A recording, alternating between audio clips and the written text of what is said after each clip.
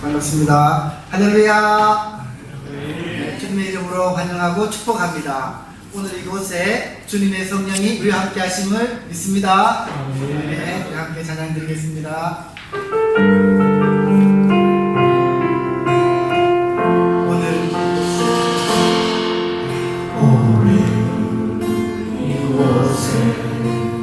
계신 성령님 우리에게 말씀하시고 우리 가르치소서. 마치 우리 맘 열어주시고 주의 빛으로 밝혀 우리 인도하소서.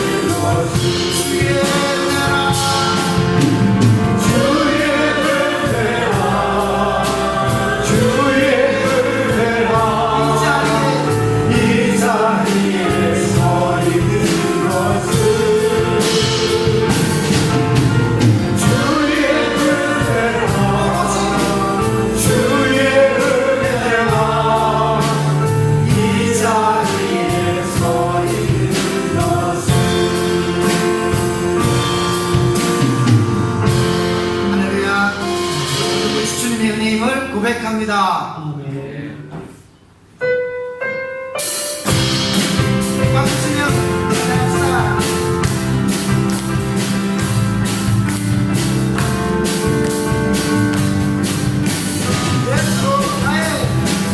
예수 나의 구주 삼고 성령과 비로소 모든 날이 이 세상에서 내려오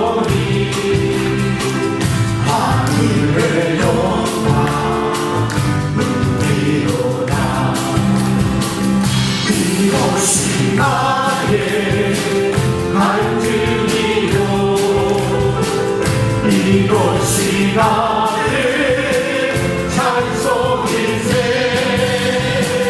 나 사는 동안 끊임없이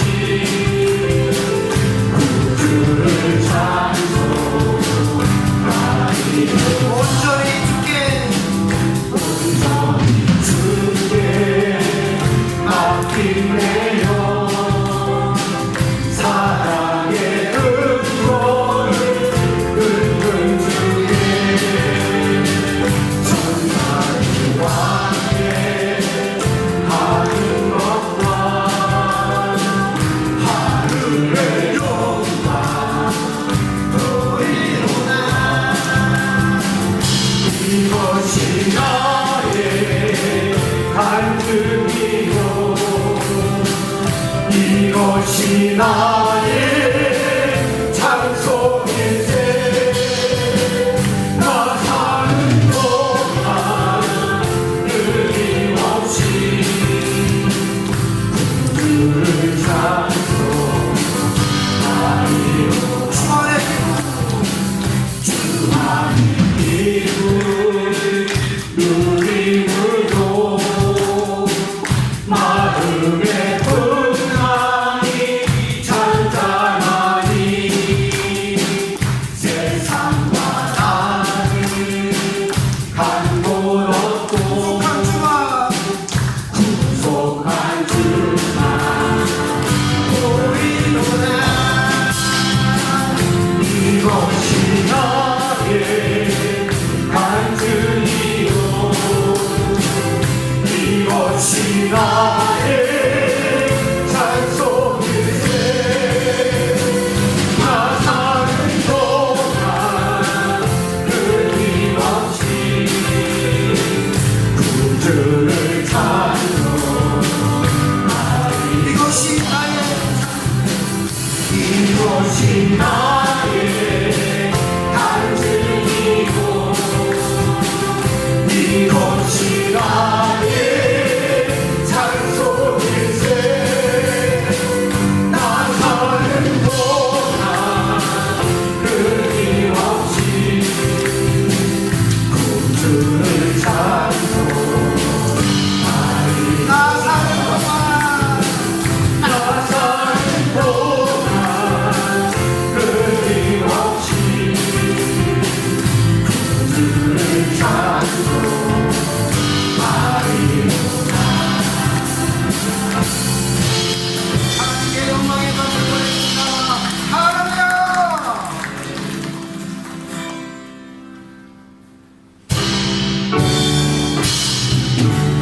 예수 그리스도 하나님의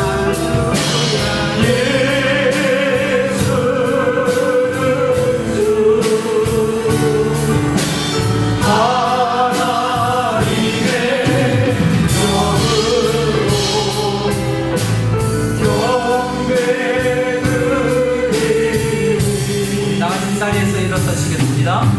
지존하신 주님 이름 앞에 모두들 끌고 나 경배해. 거룩하신 주님 보좌 앞에 엎드려 절하세.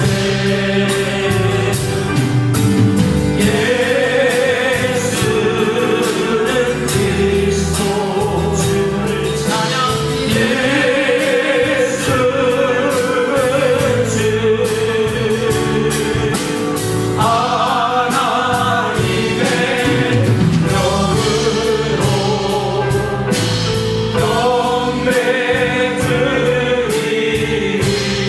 경배드리니. 우리 시간 다 같이 하나님 앞에 한 목소리로 기도하며 나아가기를 원합니다. 이 아침에 8월의 마지막 주일 이 아침에 주님 앞에 나와서 신령과 진정으로 살아계신 하나님을 만나기를 원하며 내 마음과 내 뜻대로 이 한 주간을 혹시 살아왔는지를 뒤돌아보며 주님께서 우리에게 원하시는 그 삶을 생각하며 주께 주님께서 받으시는 예배가 어떠한 예배인지를 생각하며 우리의 찬양과 기도와 우리의 마음과 몸이 주님께 온전히 상달될 수 있기를 원합니다. 간절히 주님 앞에 우리의 고백을 드리고 우리의 사도신경으로 신앙 고백 드리겠습니다. 함께 기도하겠습니다. 하나님 아버지 감사합니다. 이 아침 주께서 주시고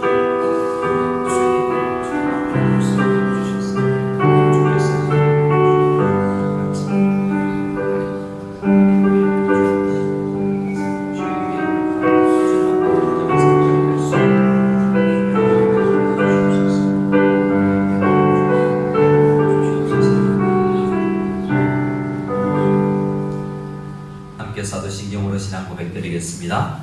전능하사 천지를 만드신 하나님 아버지를 내가 믿사오며 그 외아들 우리 주 예수 그리스도를 믿사오니 이는 성령으로 잉태하사 동정녀 마리아에게 나시고 본디오 빌라도에게 고난을 받으사 십자가에 못 박혀 죽으시고 장사한 지 사흘 만에 죽은 자 가운데서 다시 살아나시며 하늘에 오르사 전능하신 하나님 우편에 앉아 계시다가 저희로서 산자와 죽은 자를 심판하러 오시리라.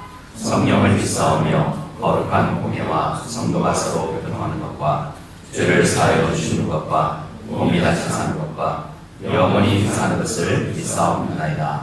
아멘. 우리 함께 찬송가 21장 나 찬양하여라 찬양을 힘차게 주님 앞에 올려드리겠습니다.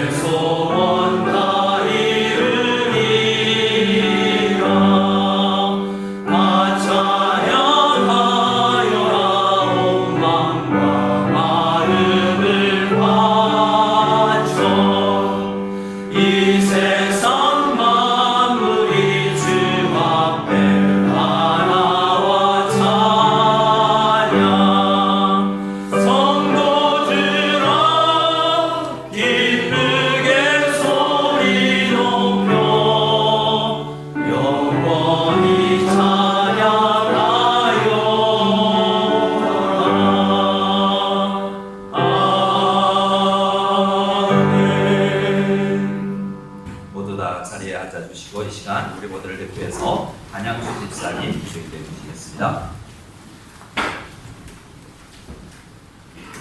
함께 기도드리겠습니다. 코로나19와 태풍 등의 어려움 속에서도 우리의 각자 자리에서 예배를 드릴 수 있도록 인도해 주시고 은혜를 주심에 감사드립니다. 온라인으로 각자의 상황에서 온 마음을 다하여 예배를 드리오니 우리의 예배를 기뻐 받아주옵소서. 감기처럼 금방 사라질 것으로 믿었던 코로나 바이러스 사태가 어느덧 8개월 이상 길어지는 가운데 아직도 끝이 어디인지 알 수 없는 상황 가운데 있지만 우리에게 강한 믿음을 주시고 주님을 의지하여 이 어려운 시기를 각자의 분량대로 부어주시는 은혜로 이겨낼 수 있도록 인도하여 주옵소서. 지금 대한민국에서는 몇몇 공동체가 정부의 정책을 따르지 않고 잘못된 집단 행동으로 인하여 바이러스 확산 중심에 서 있는 안타까운 상황 가운데 있습니다. 또한 세상 사람들로부터 원망과 비난의 대상이 되고 있음을 고백하며 회개합니다. 우리의 믿음이 반석 위에서 바로 설 수 있도록 인도하여 주옵소서.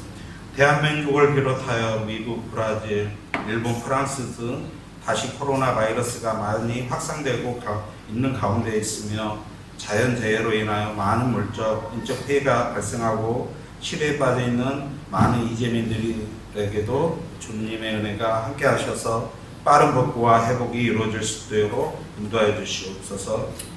우리의 공동체의 올해의 어려움을 아시는 하나님 아버지, 삼자교회와의 모임 장소의 협상 문제, 새로운 문화센터의 장소의 결정, 각 선생님들의 비자 문제 해결 등 많은 어려움 해결하기 위해서 공동체가 기도하고 고민하고 논의하고 있는 중에 있지만 우리의 지혜와 능력이 부족하여 아직도 해결되지 못한 문제들이 많이 있습니다. 어느 때보다도 힘들고 어려운 상황에 놓여 있는 가운데 이 어려운 모든 문제가 우리의 문제를 생각하고 결정할 때 우리의 생각과 우리의 뜻으로 하지 말게 하옵시고 오직 하나님 아버지의 뜻에 따라 좋은 길로 인도하여 주옵소서. 우리 공동체를 양육하고 돌보시는 김영현 선생님과 두 분의 선생님들 늘 성령 충만하게 인도하여 주시고 세상의 염려와 고난에 넘어지지 않게 하시고 늘 건강한 마음과 육신으로 믿음의 공동체를 이끌 수 있도록 지혜와 강건함을 허락하여 주시옵소서. 또한 협력하고 수고하는 세 분의 장로님들에게도 동일한 은혜로 인도하여 주시옵소서. 예배 시작 시간입니다. 마치는 시간까지 성령님 함께 하셔서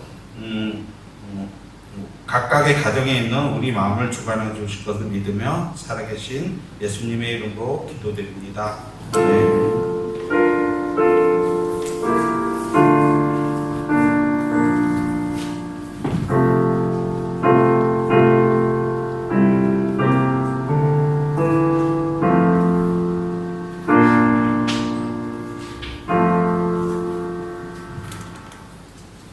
이 시간 함께 찬송가 505장 온 세상 위하여 나 복음 전하리 함께 고백하며 준비한 예물을 하나님 앞에 올려드리겠습니다.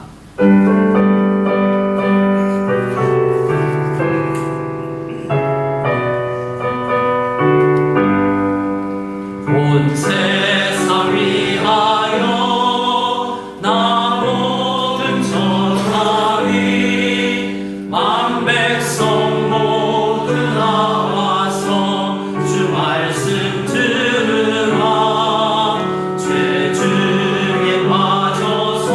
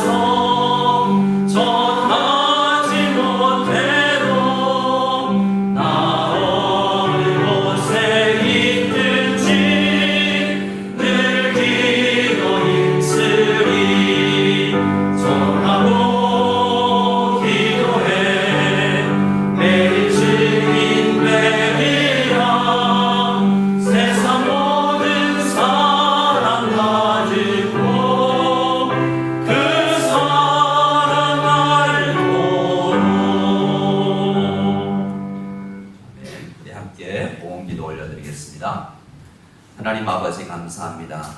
우리를 창조하시고 우리를 이 세상에 두시며 특별히 중국 땅에 우리를 보내셔서 이 중국 땅 구석에서 살아가게 하심에 감사를 드립니다.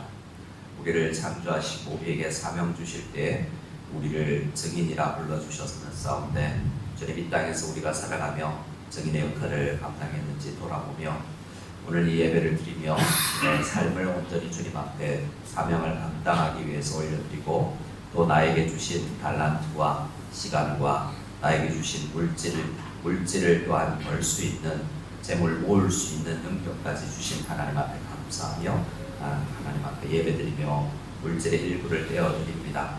주님께서 모든 우리의 감사와 우리의 11조와 구제 헌금들을 받아주시고 이 물질들이 사용될 때 지혜롭게 사용되게 하여 주시고 사용하는 곳곳마다 주님의 은혜가 넘치게 하여 주시옵소서. 교회 자체가 성장하며 보존되는 데 사용되게 도와주시고 다음 세대를 위해서 훈련되는 데 양육하는 데 사용되게 도와주시며 복음이 세상 끝까지 전해지는 데 이 귀한 물질들이 사용되어지게 도와주시옵소서.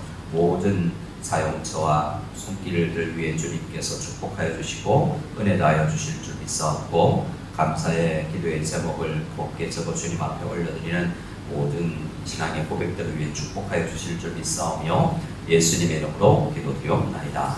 아멘. 우리 앞 비자ውን 한번 인사하기를 원합니다. 비자로 인사할 때 이렇게 인사하겠습니다. 예수님의 이름으로 축복합니다. 감사합니다. 주보 교회 소식란을 참고해 주시기 바랍니다. 참고로 주보는 마치시고 다 가정으로 가져가 주시기 바라고요. 교회 안에는 가급적 종교 문서가 남지 않도록 도와주시면 감사하겠습니다.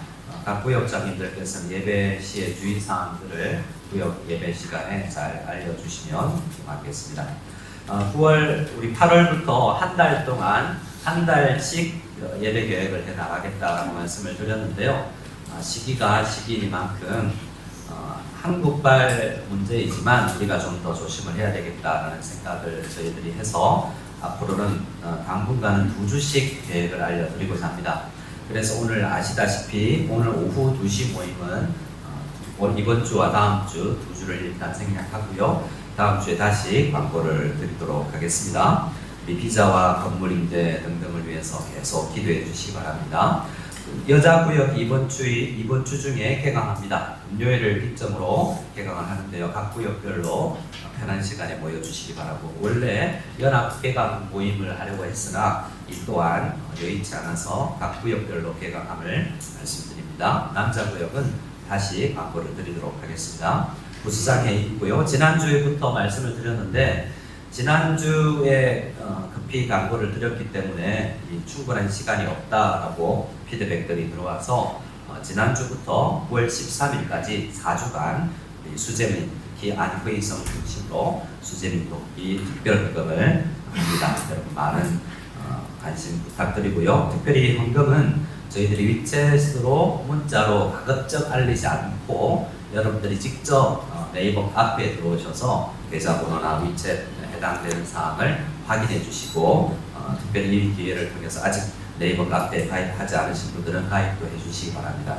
그리고 아직 실명 확인이 되지 않아서 가입이 허락되지 않으신 분이 계신데요. 혹시 여러분 둘 중에 하나 카페 활동은 익명으로 하셔도 되지만 운영자에게는 실명이 드러나야 저희가 성도인지 아닌지를 알 수가 있습니다. 그래서 쪽지 이메일 보내드렸는데 확인해 주시고 혹시 아직도 가입 허락이 안 되신 분은 확인해 주시기 바랍니다. 오늘부터 새가족 3기 모임이 시작됩니다.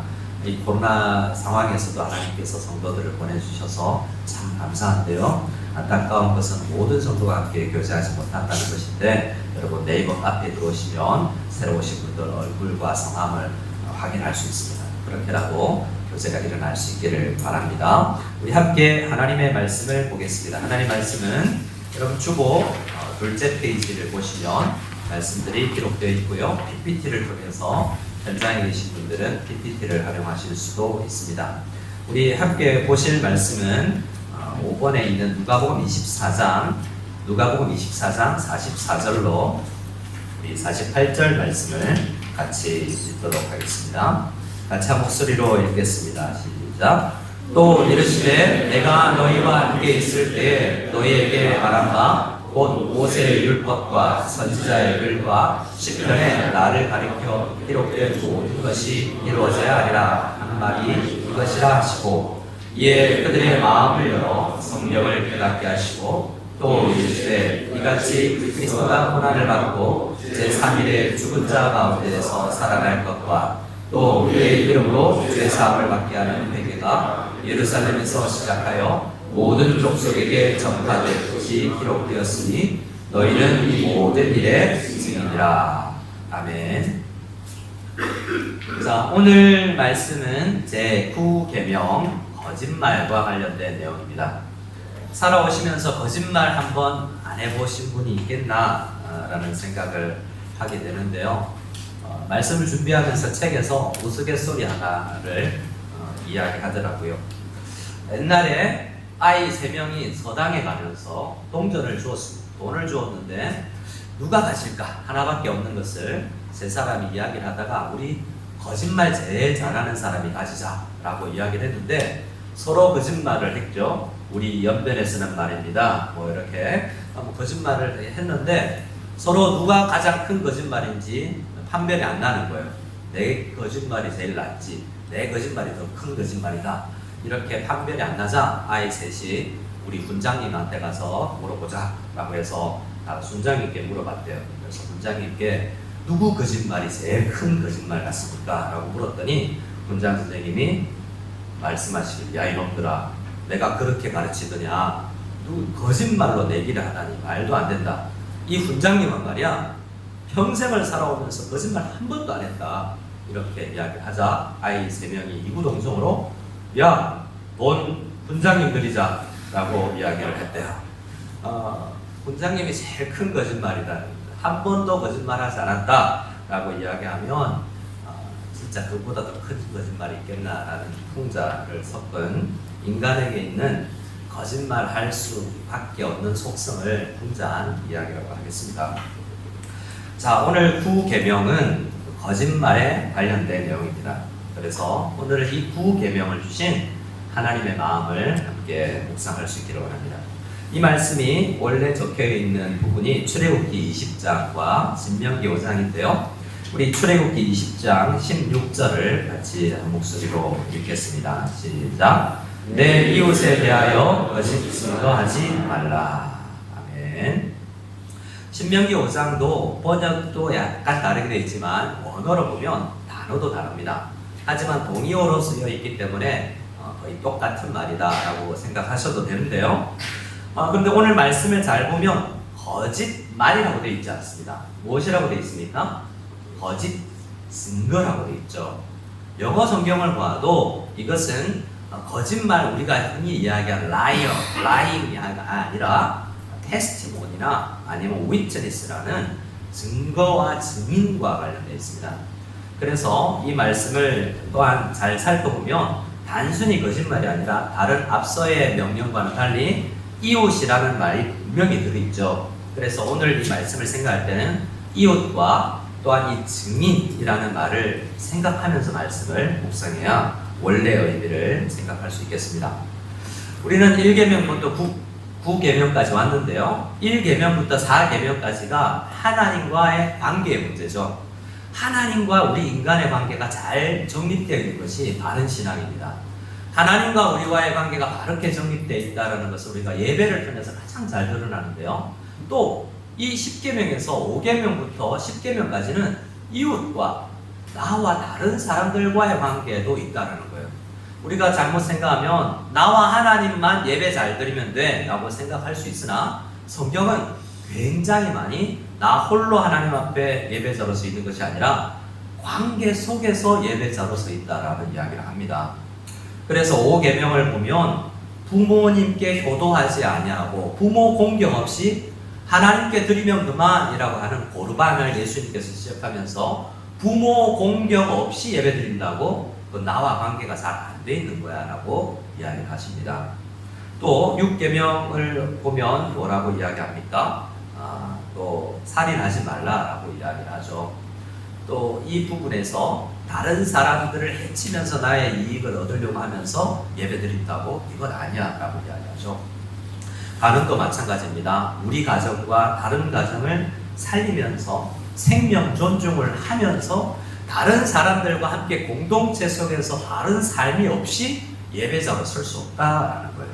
오늘 구계명도 마찬가지여서 거짓말, 특별히 다른 사람들과의 거짓말이 해결되지 않은 상태로 예배자로 서 있다. 이것은 하나님 앞에 바른 예배도 드릴 수 없다라는 생각을 할 수 있어야 됩니다. 요즘은 최근 한국 교회발 코로나 사태로 아마도 많은 성도님들이, 우리 한국 성도님들이 뉴스에서 요즘만큼 교회라는 단어를 많이 듣는 때가 없는 것 같아요. 요즘만큼 예배라는 단어를 대중매체를 통해서 많이 듣는 경험이 없었던 것 같습니다. 어떤 교회에서는, 한국 교회에서는 예배는 목숨과도 바꿀 수 없다라는 이야기를 하는 것을 들었어요. 참 중요한 말이죠.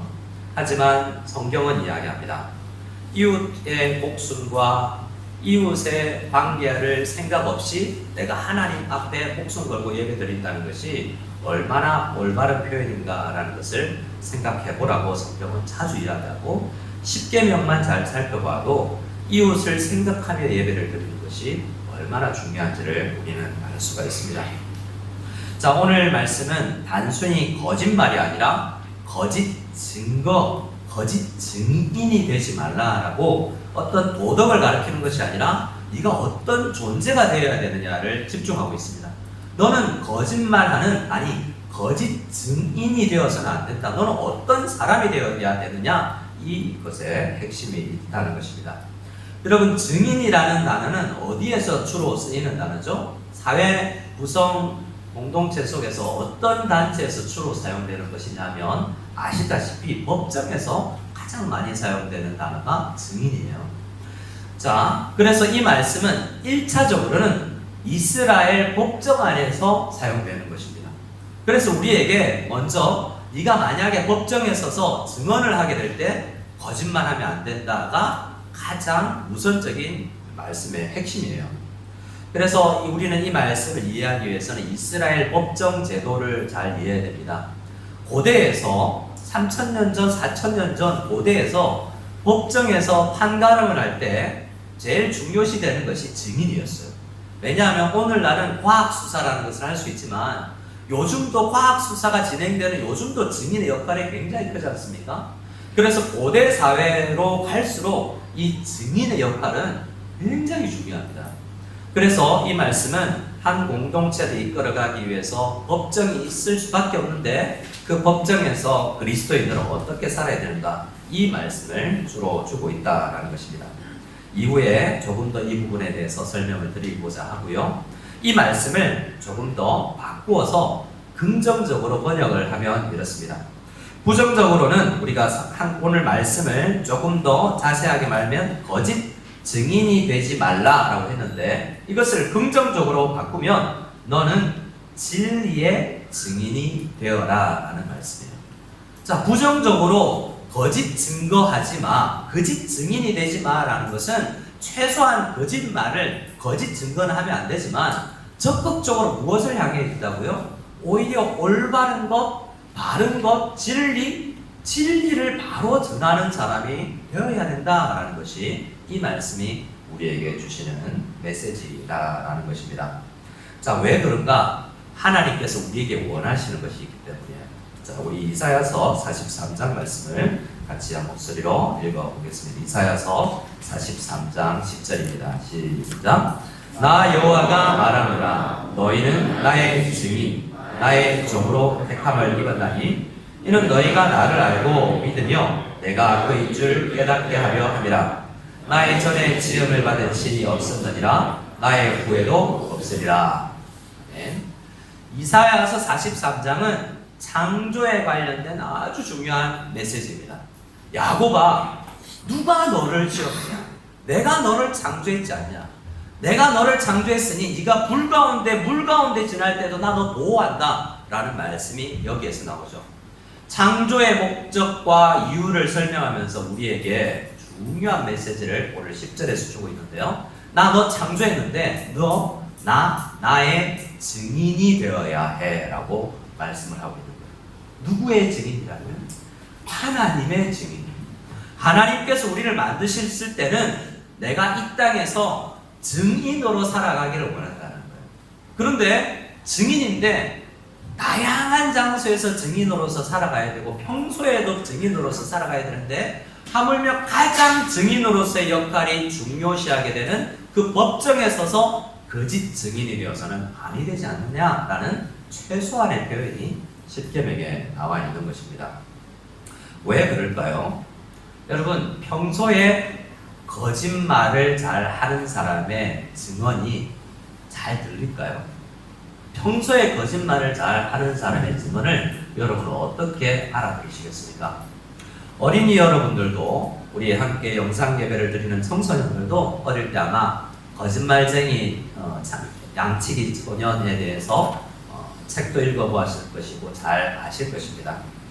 거짓말쟁이 양치기 소년에서 책에서 우리에게 주는 내용이 뭐죠? 처음에 심심해서 마을 사람들에게 늑대가 나타났다 몇 번 장난으로 이야기를 했었어요. 근데 나중에 결국 어떻게 됐습니까? 실제로 늑대가 나타났을 때 마을 사람들이 그의 이야기를 아무도 믿어주지 않았죠.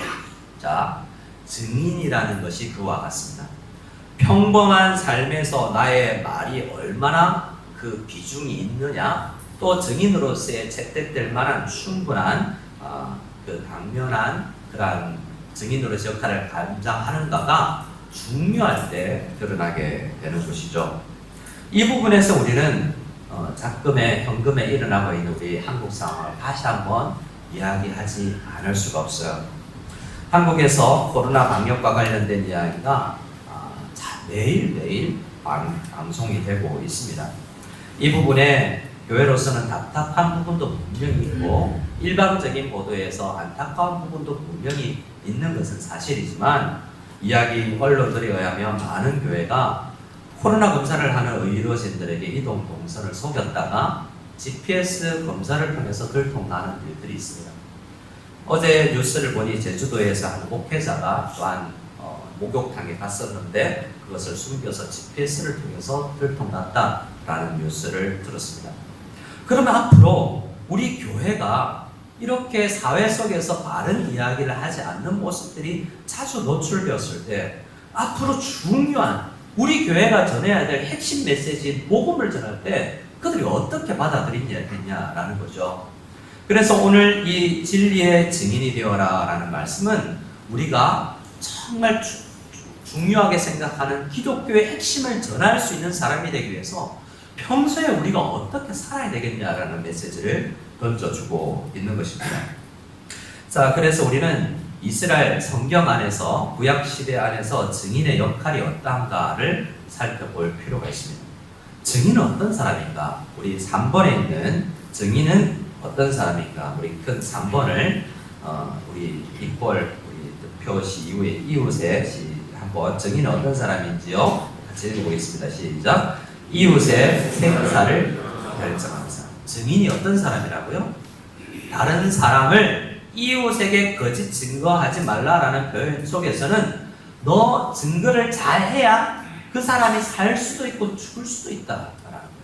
나의 증언에 한 사람의 목숨이 달려있다라는 이야기를 하고 있습니다. 그래서 이 구계명의 증언이라는 단어 속에서는 생명과도 바꿀 수 없는 이웃의 생명이 달려있는 아주 중요한 문제다라는 것을 우리는 인식할 필요가 있다는 것입니다. 우리 신명기 17장 6절 말씀을 같이 읽도록 하겠습니다. 시작. 죽이는 자를 2사람이나 3사람의 증언으로 죽일 것이요 한 사람의 증언으로는 죽이지 말 것이며. 자, 한 사람의 증인이 저 사람 내가 사람 죽이는 거 봤어요 라고 아무리 목격자가 한 사람 나오더라도 그것으로 죽임을 사형 선고를 해서는 안 된다라고 이야기하고 있습니다.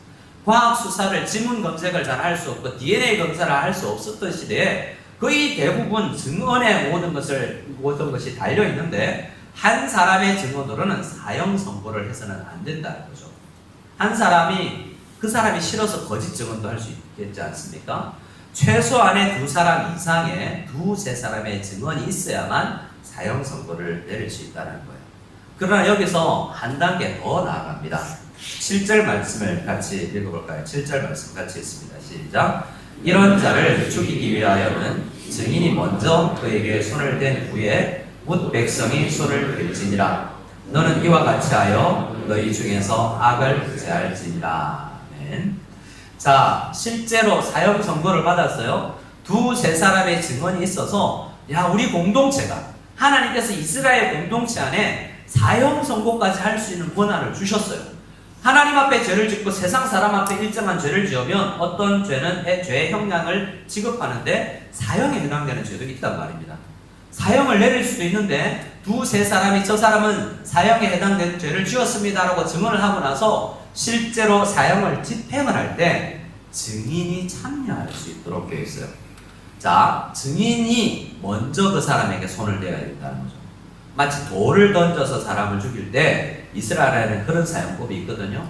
수십 명이 돌을 던져서 그 사람을 사형시켰을 때 많은 사람들이 적어도 나 때문에 죽진 않았을 거야 라는 생각을 할 수 있어요.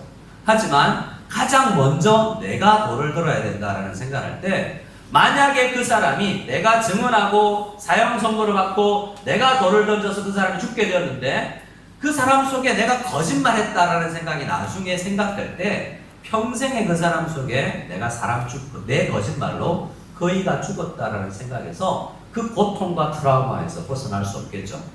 그래서 이렇게 내 증인으로 내 증언으로 사람이 죽을 수도 있고 사람이 살 수도 있다. 이 말씀을 성경 속에서 자주 해주고 있다라는 것입니다. 그래서 하나님께서는 이런 증인의 역할을 통해서 신약 성경으로 넘어가면서 특별히 사람을 살리는 증언이 어떤 증언인가를 우리에게 잘 알려주고 있는 것입니다. 성경을 보면 이스라엘 역사 가운데서 실제로 거짓말로 사람들이 죽었던 경우가 있어요. 우리 이세벨과 아합 왕의 이야기인데요. 열왕기상 21장에 보면 여러분 잘 아시죠? 북이스라엘에 아합 왕이 있었습니다. 아합 왕은 왕이기 때문에 자기 이름으로 된 재산이 많이 있었습니다. 근데 어느 날 이 나봇이라는 사람이 포도원을 가지고 있었는데 그 포도원을 참 갖고 싶어요. 야, 팔아라. 이야기해도 이 사람이 나봇이라는 사람이 하나님께서 나와 우리 집안에 기업으로 준 땅이기 때문에 저는 팔 수가 없습니다. 아니 이것을 2배, 3배 나는 부동산의 수익을 얻을 수 있어도 하나님과의 약속, 하나님과의 기업이 너무나 중요하기 때문에 나는 팔지 않겠습니다 라고 믿음의 고백을 하자 이 아합 왕이 들어 누워요. 그 얼마나 갖고 싶었는지. 그러자 옆에 있었던 아내 되는 이세벨이라는 사람이 아이고 왕이 참 잘났다. 왕이 그것 하나 못 가지냐 라는 이야기를 하면서 이세벨이 나서서 문제를 해결합니다. 어떻게 문제를 해결하죠? 몇 사람의 거짓 증인을 삽니다.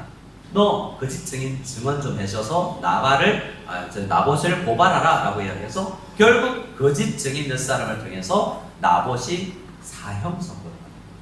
나봇이 죽어버리는 거죠. 그래서 어떻게 됩니까?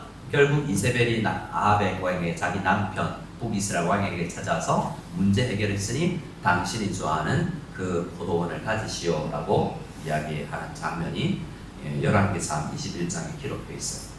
이 말씀이 어떻게 극명하게 거짓 증인이 죄 없는 사람을 죽여서 자기의 이익을 취득하게 되는가에 대한 이야기가 아주 잘 나타나 있는 성경이 열왕기상 21장이라고 할 수 있습니다. 그런데 이러한 이야기는 성경에서 여러 번 등장하고 가장 대표적인 이야기가 거짓말로 인해서 사람이 죽는 이야기가 우리 예수님에 관련된 이야기예요. 예수님의 재판에서 마태복음 26장에 기록되어 있는데요. 이것은 주보에는 없으나 제가 PPT에는 인용해 드렸습니다.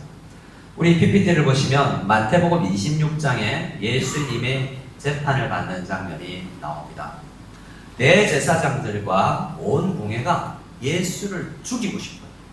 증거도 없고 마땅한 이유도 없습니다. 그런데 대제사장과 공회원들이 국회의원들에 해당되는 사람들이 저희를 죽이고 싶어요. 그래서 누구를 찾느냐 하면 거짓 증거를 해줄 사람을 찾아요. 많이 나왔지만 마땅히 그 정도 이건 말이 잘 앞뒤가 안 맞기 때문에 이 정도 증언으로서는 예수를 죽일 수는 없다라는 생각이 들어요. 왜냐하면 당시의 이스라엘과 이스라엘을 다스리고 있는 로마도 사형 선고를 함부로 내리지 않았기 때문이고 합당한 증인이 나와야만 사형 선고를 내릴 수 있기 때문에 증인 찾기가 어려웠어요. 하지만 증인을 결국에는 찾아내어서 돈을 주고 증인을 사서 예수님의 재판이 진행됩니다. 당시 많은 사람들이 이스라엘의 선생이라고 생각하는 사람이 내 증언으로 저가 죽을 수 있다라는 생각할 때 함부로 누가 나섰겠습니까? 사람들이 사람 증인을 살 때 그렇겠죠. 야, 너 증언 좀 해줘. 네가 증언을 하면 저 예수를 죽일 수 있다고 생각할 때 어찌 함부로 사람들이 나섰겠냐는 거죠. 이 정도의 문제로 돈을 받고 거짓 증언을 해줄 수 있는 사람들이었다면 정말 심판받아 마땅할 사람들이겠죠. 그래서 결국 그 거짓 증언과 거짓 증인을 산 이것을 공모한 사람들, 대제사장들과 이 공회원들 전체가 함께 거짓말을 하고 방조하고 교사하여서 예수님께서 십자가에 달리셔서 죽으신 것입니다. 그래서 결국 우리는 말씀을 보면 예수님의 십자가 사형의 이유는 우리의 거짓말, 우리의 거짓말 때문이라고요. 우리는 성경을 보면 그들이 거짓말했잖아요. 대제사장이 거짓말했고, 그리고 거짓 증언, 돈 받고 거짓 증언한 사람이 거짓말했고, 그 주위에 있었던 사람이 침묵으로 동조했었지 나는 거짓말하지 않았다라는 생각을 할 수 있지만 사도 바울은 그렇게 이야기하지 않습니다. 예수님은 거짓의 아비 사탄이 처음부터 거짓말한 존재요. 그 이후로 거짓말하는 모든 사람들은 사탄에게 소속되어 있는 존재다라고 이야기합니다. 그 소속되어 있는 세대는 소속이 사탄이기 때문에 아무리 선한 의도를 그가 가진다 해도 거짓말하지 아니하는 존재가 될 수 없다라는 것이 성경이 이야기하는 것이죠. 그것을 사도 바울이 이 율법의 말씀과 예수님의 십자가를 깊이 묵상하고 디모데에게 알려준 내용이 있습니다. 이 또한 우리 주보에 지면이 한계가 있어서 다 실어드리지 못했는데요. 디모데, 우리 인터넷으로 예배를 드리는 분들은 디모데전서 1장 말씀을 찾으실 수 있으면 찾아서 말씀을 보기를 원합니다. 디모데전서 1장에서는 사도 바울이 디모데 목사에게 여러 이야기를 하는데 먼저 율법으로부터 시작합니다. 내가 율법 전문가 아니냐? 가말리알 문화생에서 내가 바리새인 중에 바리새인으로 자라면서 나 율법 전문가요? 율법 잘 안다고 생각했고 십계명 어릴 때부터 다 지킨다고 생각했던 사람이 나다라는 거예요. 그런데 율법은 죄인들 때문에 준 것인데 그 죄인들은 이 파란 글씨로 되어 있는 것들을 보면 5계명부터 차례차례 있죠. 부모 공경. 그리고 부모 공경과 살인은 다른 것으로 이야기합니다. 그리고 간음의 문제 7계명이죠. 8계명은 또한 8계명을 이야기합니다. 그리고 나서 거짓말도 이야기하죠. 거짓말하는 자와 거짓 맹세하는 자를 때문에 율법이 주어진 것이다 라고 이야기하는데 그 속에서 나를 뺄 수 없다라는 고백을 사도 바울이 하고 있습니다. 율법의 문제를 쭉 묵상하다 보니까 나는 잘 지킨 줄 알았는데 내가 율법 10계명 전체를 어기는 죄인이구나 라는 생각을 가지게 되고 나의 죄 때문에 예수님이 죽게 되었구나 라는 것을 인정하게 되었습니다. 예수님이 이 땅에 오신 이유가 죄인들 때문인데 죄인들의 특별히 거짓말 때문이기도 한데 나도 그 속에 한 사람이다 라는 고백이 사도 바울의 마음속에 있습니다. 다음 페이지를 보면 우리 디모데전서 1장 후반부가 있는데요. 우리 사도 바울의 고백을 함께 보기를 원합니다. 12절부터를 보면 나를 능하게 하신 그리스도 예수 우리 주께서 내가 감사할 것이 있는데 나가 도대체 어떤 사람인데 나를 충성되이 여기셔서 나에게 직분을 주셨지? 여기서 직분은 증인이 되어야 돼 라는 증인으로서의 직분이에요.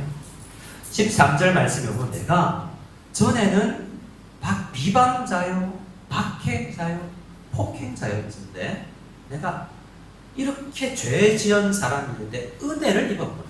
내가 율법을 잘 지킨 게 아니라 온전히 어떠한 율법도 잘 지키지 못했는데 내가 긍휼을 입었을 따름이구나 라고 고백하고 있습니다. 그리고 나서 우리 15절에서 이렇게 고백하죠. 우리 15절을 같이 읽도록 하겠습니다. 같이 읽습니다. 믿보다 모든 사람이 받을 만한 이 말이여, 그리스도 예수께서 죄인을 구원하시려고 세상에 임하셨다. 죄인 중에 내가 되겠습니다. 율법을 쭉 묵상하다 보니까 뭐가 보여요? 예수님이 보입니다. 율법을 쭉 읽어보면 모든 사람이 죄인이다라는 것이 드러나고, 죄를 어떻게 해결하지? 라고 보니 율법 속에서는 답이 없는데 예수께서 오셔야만 율법서를 통해서 모든 사람이 죄인이라는 것을 드러내놓은 그 죄인들을 살릴 수 있는 방법이 예수님의 십자가 죽음밖에 없다는 거죠.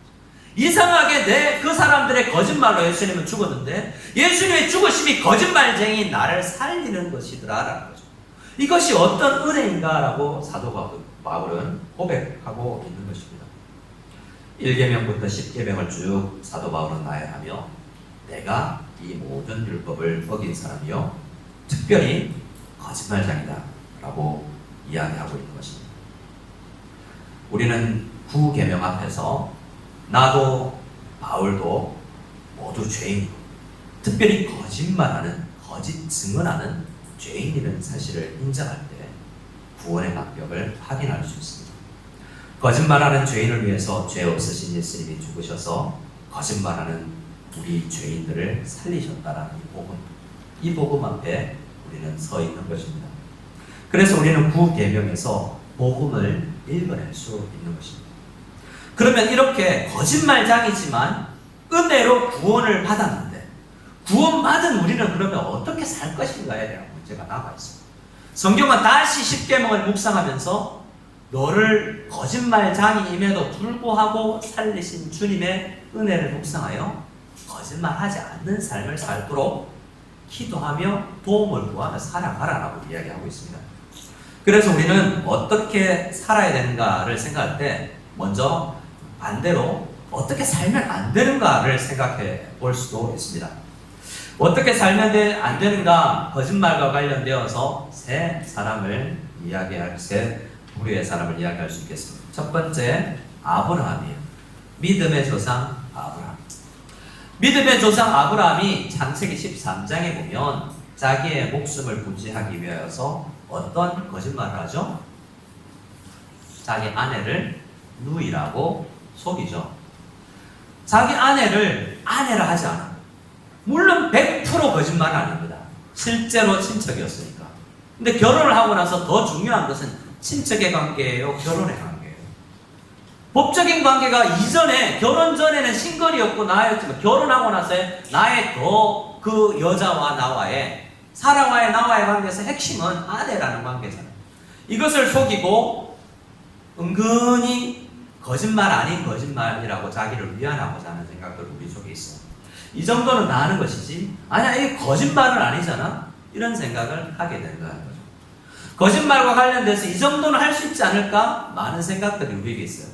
주보 3페이지에 보면 이 거짓말과 관련된 다양한 4종류의 이야기를 제가 적어놨는데요. 예배를 마치시고 이 내용을 참고해서 읽어보시면 우리가 모든 거짓말이 아니라 선의의 거짓말이라고 할 수 있고 어쩔 수 없는 거짓말도 때로는 있을 수 있다는 것을 인정을 합니다.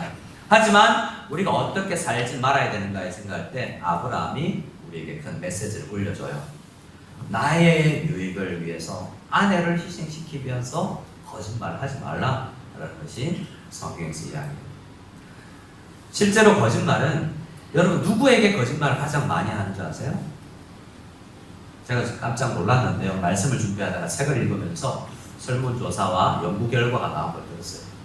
가장 가까운 사람에게 거짓말을 잘 많이 하는데 가장 많은 거짓말을 많이 하는 대상이 배우자예요. 왜냐하면 이 사랑의 관계를 깨뜨리지 않기 위해서 어떻게든 거짓말하는 속성이 우리 속에 있다는 거죠.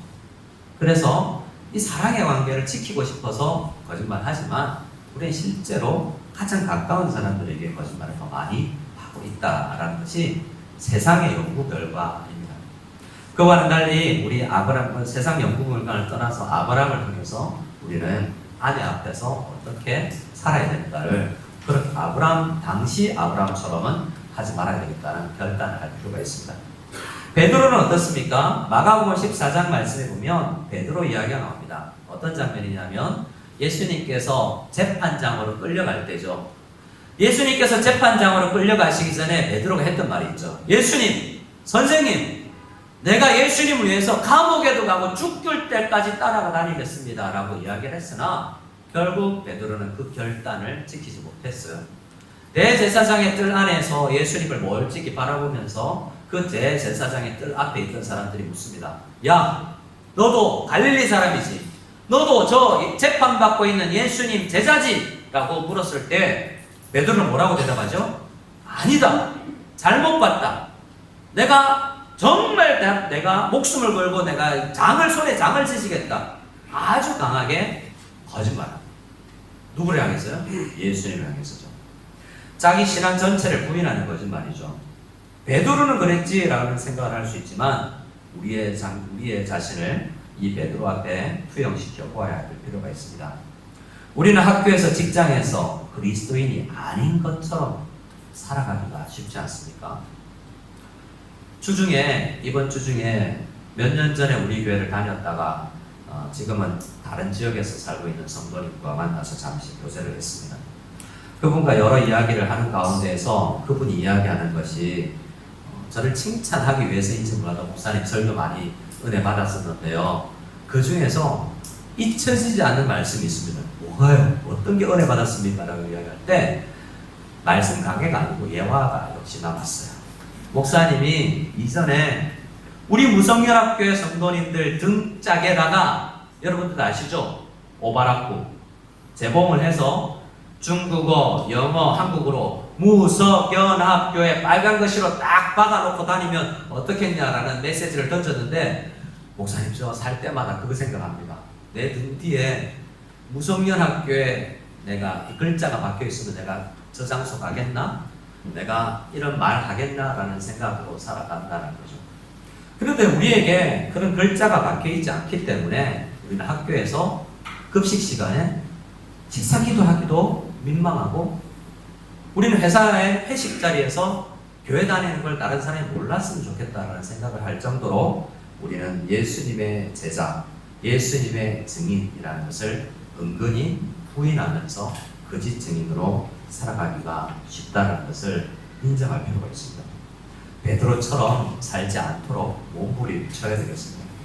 아나니아와 삽비라 말해서 무엇하겠습니까? 교회 안에서까지 거짓말로 하나님 앞에 이야기하는 장면이 헌금을 드리며 이 귀한 헌금을 드리며 여러분 우리 성도님들 가운데는 온전한 11조라고 말고 상황적으로 어쩔 수 없이 생활의 11조 상황적 11조라는 것을 일부러 드리는 분들이 있습니다. 어떻습니까? 상황이 그러한데요. 하나님께서 받으시지 않겠습니까? 그러나 거짓말을 할 필요는 없다는 거예요. 하나님 앞에 와서 그렇게 자세를 가질 필요는 없다. 우리 하나님 우리를 모르시냐 말입니다. 우리는 성경에 등장하는 여러 사례들을 통해서 우리는 얼마나 다양한 곳에서 거짓 증인으로 살아갈 수 있는가라는 것을 생각하며 경각심을 가져야 될 필요가 있습니다. 그러면 우리는 적극적으로 어떻게 살아야 될 것인가를 마지막으로 묵상을 하고 마치고자 원합니다. 오늘 우리가 제일 처음 읽었던 오늘의 본문 말씀 누가복음 24장 44절로 우리 말씀을 다시 한번 읽기를 원합니다. 24장 44절 말씀 같이 읽겠습니다. 44절로 48절 시작. 또 이르시되 내가 너희와 함께 있을 때에 너희에게 말한 바 곧 모세 율법과 선지자의 글과 시편에 나를 가리켜 기록된 모든 것이 이루어져야 하리라 한 말이 이것이라 하시고 이에 그들의 마음을 열어 성경을 깨닫게 하시고 또 이르시되 이같이 그리스도가 고난을 받고 제3일에 죽은 자 가운데서 살아날 것과 또 그의 이름으로 죄사함을 받게 하는 회개가 예루살렘에서 시작하여 모든 족속에게 전파될 것이 기록되었으니 너희는 이 모든 일에 증인이라. 48절입니다. 다시 한번 시작. 너희는 이 모든 일에 증인이라. 바꿔서 한번 저를 따라해 주실까요? 나는 이 모든 일의 증인입니다. 시작. 나는 이 모든 일의 증인입니다. 예수님께서 부활하셔서 하신 말씀이죠. 승천하시기 전에 40여일을 이 땅에 머물면서 제자들에게 복습을 하시는데요. 핵심 이야기가 이 말씀입니다. 너희들 구약 성경 공부했지 않냐? 구약 성경을 공부해보면 결국 남는 게 뭐냐? 증인되라는 거 아니냐? 모세의 글과 선지서와 시편을 읽어보면 결국 나 이야기하지 않냐? 모세오경 읽고 출애굽기 20장 읽고 신명기 5장 읽었으면 나의 증인이 될 수 있다라는 이야기를 하잖아요. 시편을 읽어서도 나의 증인이 될 수 있는 것이다 라고 오늘 이 누가복음 말씀에서는 하고 있습니다. 누가복음을 쓴 사람이 누가인데 의사라는 직분을 내려놓고 증인의 삶을 산 사람이 이 이야기를 썼어요. 자기가 아는 한 최대한 말씀을 묵상해 보니 처음부터 자세하게 말씀을 공부해 보니 나는 증인으로 살아야 되겠구나 라는 각오를 하게 되는 거죠. 구약 성경 어디를 펴봐도 예수님의 말씀처럼 예수님 이야기고, 예수님 이야기 중에서 예수께서 거짓말장이들에 의해서 불법 재판을 받고 고난 중에 십자가를 지시고 죽은 이유가 거짓말장인 나를 살리기 위하십니다. 3일 만에 살아난다는 이야기가 구약 성경 속에 이미 기록되어 있었고, 이 죄 사함을 얻게 하는 거짓말장이들을 살리는 거짓말장이들에 의해서 죽임을 당한 예수의 부활을 통해서 많은 사람들이 살아나게 되고 그것을 믿는 자들은 회개가 일어난다는 이 메시지가 구약 성경에 이미 기록되어 있고, 이 구약 성경 속에 이 이야기가 모든 족속에게 세계 땅끝까지 세계 끝까지 선교되어야 될 것까지도 구약 성경에 다 있구나. 이사야서 43장에서 46장을 읽어보면 모든 민족에게 43장에게 이야기했던 그 증인의 삶이 66장에서 증인의 삶으로 마무리되는 것이 이사야서의 이야기인 것을 누가는 알게 됩니다. 어떤 성경을 읽어도 결국 예수님 이야기고 예수님을 전하라라는 이야기로 연결된다는 것을 바울이나 누가도 알고 있었다는 것입니다. 그래서 예수님의 메시지, 너희는 거짓말, 법정에서 거짓말하는 아주 소극적인 그 일 말고, 그것은 당연히 예수 안 믿는 사람도 해야 되는 것이지만 너희는 적극적으로 진리의 증인이 되어야 된다는 이야기는 처음부터 끝까지 우리에게 성경이 전해주고 있는 것이다 라는 것입니다. 우리 마지막 성경 구절 한 구절을 읽도록 하겠습니다. 사도행전 22장 20절입니다. 같이 읽겠습니다. 시작. 또 주의 증인 스데반이 우리를 위해 내가 주님을 사람들의 옷을 신주를 도와왔다. 네. 사도행전도 또한 누가라는 의사 출신 증인이 기록한 것입니다. 22장의 부분은 스데반 이야기를 하고 있지만 사도 바울이 예루살렘에서 한 이야기예요. 예루살렘에서 20장 이후에 사도 바울은 예루살렘에 가면 죽을지도 모른다라는 생각을 하면서 평소에는 밤중에 바구니 타고 도망다니던 이 사도 바울이 이제는 죽을지라도 내가 예루살렘에 가야 되겠고 예루살렘에서 로마까지 가보고 싶다는 이 증인으로서 결단을 하고 예루살렘에 들어갔는데 붙잡힙니다. 붙잡히는 가운데, 체포되는 가운데 사도 바울이 때를 얻든지 얻지 못하든지 말씀을 전합니다. 그 이후에 여러 번의 재판이 있는데요, 재판에 스스로를 변호하는 증인으로 서게 되면서 여러 번 증인으로 바울은 서 있습니다. 이 22장의 장면은 재판의 장면은 아니지만 자기 변호 또한 이야기하는 증인으로 서 있는 거죠. 그는 이렇게 이야기합니다. 주의 증인 스데반이 피를 흘릴 때 내가 그 곁에 서서 찬성했던 사람이다. 그를 죽이는 사람들의 옷을 내가 지키고 있었다라고 이야기하면서 그때 나의 잘못을 고백하고 있는 거예요. 사도 바울은 율법의 선생이라고 생각하면서도 율법을 통해서 예수님을 만나지 못하고 예수님 믿는 사람들을 핍박하는 사람이었죠. 그런데 어느 날 그 복음을 전하는 증인 스데반이라는 사람을 잡습니다. 그리고 그를 재판하죠.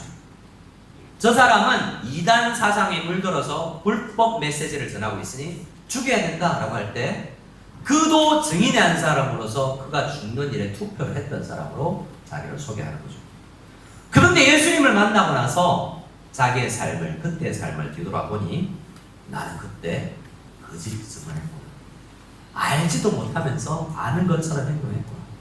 모든 상황을, 이스라엘 역사를 스데반이 나보다 더 잘 알고 있었구나. 스데반 집사님은 순교하기 전에 구약 역사를 설교하면서 하나님이 나를 어떤 삶을 살기를 원하는가를 알고 설교 메시지를 하면서 증인으로서 순교했던 것을 우리는 사도행전 7장을 통해서 알 수 있었지 않습니까?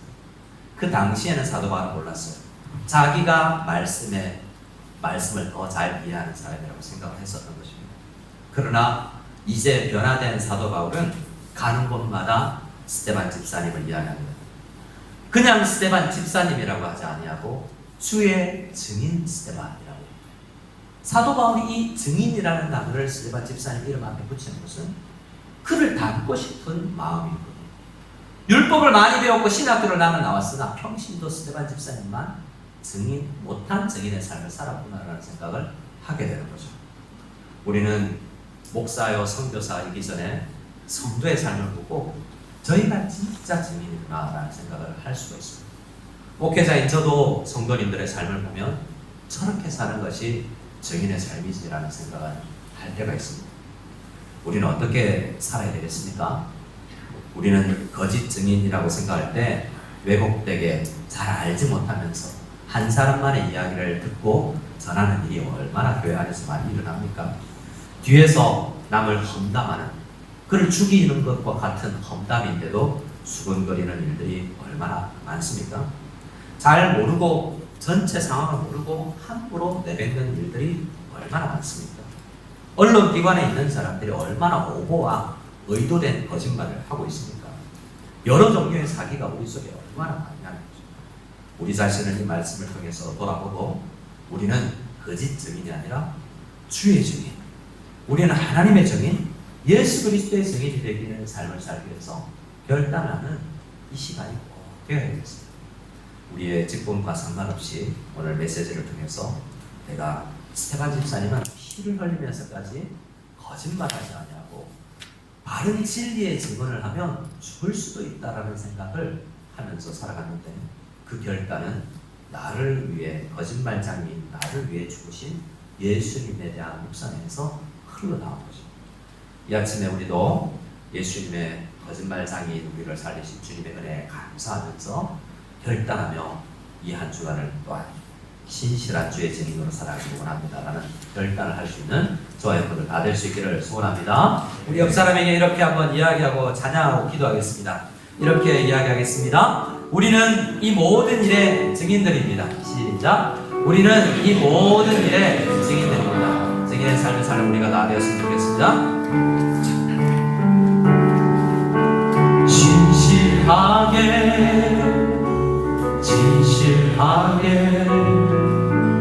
거룩하게 살게 하소서. 아멘. 진실하게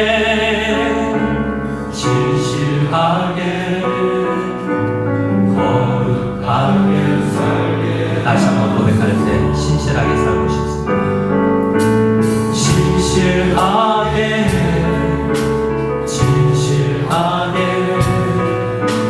거룩하게 살게 하소서. 진실하게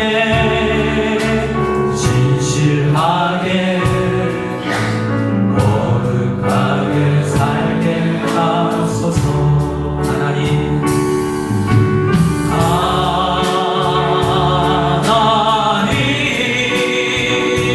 나의 마음 만져주소서.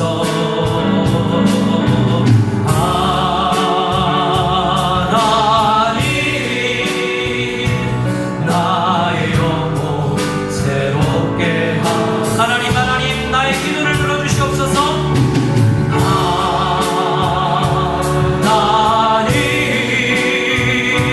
나의 기도 들어주소서. 아멘.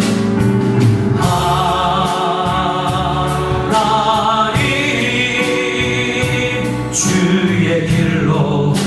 다시 한번 고백할 때 하나님 나의 기도 들어주소서.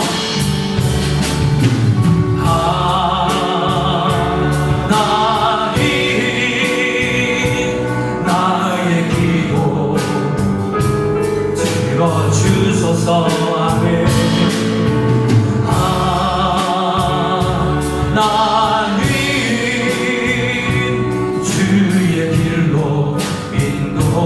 인도하소서. 우리 함께 주님 앞에 기도하며 나아가기를 원합니다.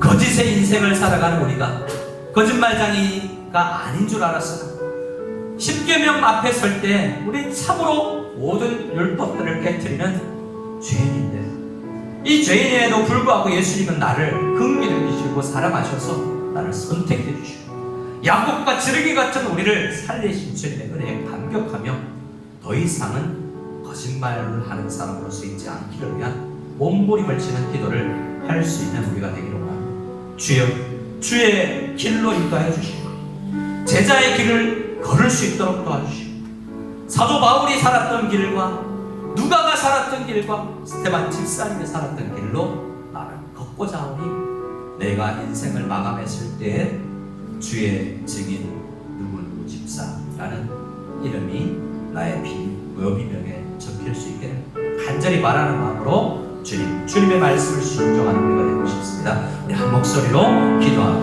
마치겠습니다. 기도하겠습니다. 하나님 아버지, 하나님 아버지, 하나님의 말씀 함께 자유로운 사랑 저 자신 말씀을 전하는 이 공정한 입술로 주님의 말씀을 배워갑니다. 주여 사용하여 주시고 우리를 부정한 사람이고 거짓으로 정결된 인생을 살아 우리를 사용하여 주셔서 주의 증인으로의 삶을 놀라운 우리가 우리들에게 있게 주시옵소서. 어릴 때부터 아버지 우리가 주님 우리 인생을 증인의 인생 진리의 인생을 살려 주시옵소서. 이제는 우리 주 예수 그리스도의 한이 없는 은혜와 죄인을 살리신 지극하신 하나님 아버지의 사랑과 거짓말장임에도 불구하고 은혜를 베푸신 우리 성령님의 교통하심이 오늘 말씀을 듣고 우리 자신을 바로 바라보며 바울처럼 누가처럼 스데반 집사님처럼 말씀 앞에 살아가기를 간절히 소원하고 이 예배 자리를 떠나가는 모든 우성연합교회 성도를 머리머리 위에 받아 지금부터 영원까지 함께 계실지어다.